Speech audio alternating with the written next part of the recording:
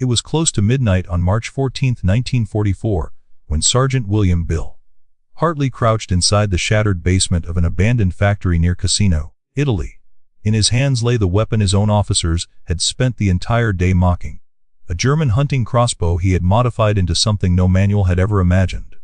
6 bolts sat beside him, each wrapped in fuel-soaked cloth, sealed with sticky resin, and rigged with a crude ignition system built from scavenged match heads.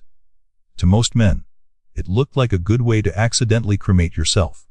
To Hartley, it was the only way to save 21 Americans, trapped less than half a mile away. Within 3 hours, that ridiculous weapon would turn a German command post into a blazing inferno and leave 7 enemy officers dead, opening a window of chaos big enough for those stranded Americans to escape after nearly a week under siege.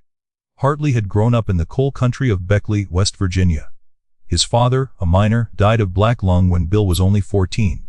Within a year, Hartley was underground himself, learning the life or death science of combustion, ventilation, and structural failure, skills the mining bosses entrusted only to their fire bosses. By 18, he understood flames better than most engineers. When Pearl Harbor was attacked, Hartley could have stayed home. Miners were needed. Instead, he enlisted. He claimed duty drove him. The truth was grimmer. He refused to be the man who watched others suffer while remaining safe. In training, Hartley wasn't the best shot or the fastest runner. What set him apart was his ability to use terrain, structure, and silence. He crawled through spaces no one else noticed, slipped behind mock enemy lines, and improvised tools when standard methods failed.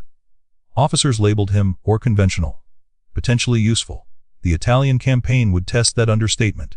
On March 8, Captain James Morrison led a small patrol into what intelligence wrongly claimed was a lightly held industrial district. In reality, it was a fortified network held by elite German paratroopers.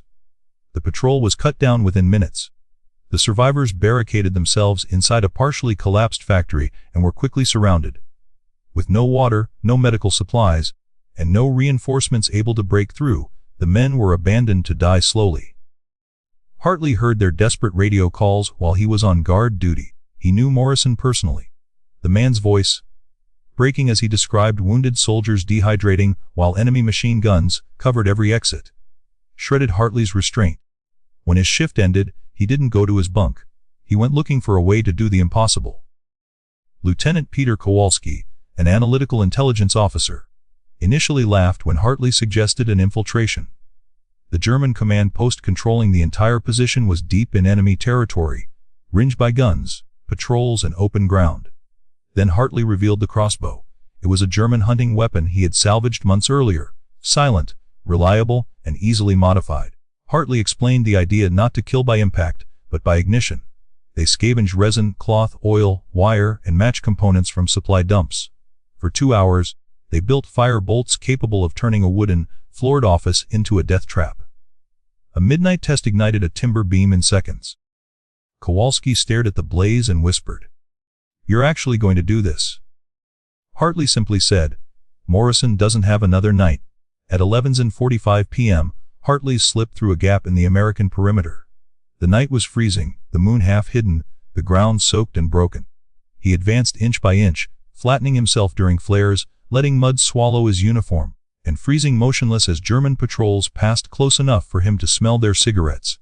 By 1:15 a.m., he reached the newly installed barbed wire fence. Working with the practiced calm of a fire boss, he clipped a silent opening and slid through, slicing his hand on a barb but never slowing. The German command building rose ahead, lit inside by officers studying maps that condemned Morrison's men to die. A lone guard smoked outside the side door. Hartley ignored him. The second-floor windows were his target.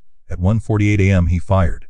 The first bolt shattered the glass, sparks flashed. A blossom of flame flared inside. For a few seconds, the room held its breath. Then came the screams. Hartley fired again, and again. Each bolt burst into blazing fury, catching papers, curtains, wool uniforms. Within moments, the entire second floor was a furnace. Officers appeared in windows, coughing and burning, some leaping in panic. Flames devoured the ground floor next. A communications room erupted. The entire building became a torch. Gun crews abandoned their carefully prepared nests to battle the fire. Patrols ran in confusion. The interlocking fields of fire trapping the Americans evaporated. Hartley did not stay to admire the destruction. He ran. He reached Morrison's blockaded factory at 2:05 a.m. and hammered on the metal door with the prearranged signal. The gaunt, dehydrated faces inside stared at him like a ghost. "Move," Hartley whispered. "They're in chaos. You have minutes." The survivors, 21 barely conscious men, followed him through rubble, staying low while disoriented machine gunners fired wildly into darkness. They slipped through a gap in the lines just as Germans realized what was happening. At 2:47 am they crossed into American territory, collapsing into the arms of stunned sentries who had been watching the distant flames without understanding their origin. 7 German officers died. Their command center and communications were destroyed. The enemy assumed a specialized Allied raiding team had hit them. They never imagined one muddy sergeant with a homemade incendiary crossbow. The rescue saved every surviving member of the trap patrol. American command argued whether Hartley deserved punishment or a medal.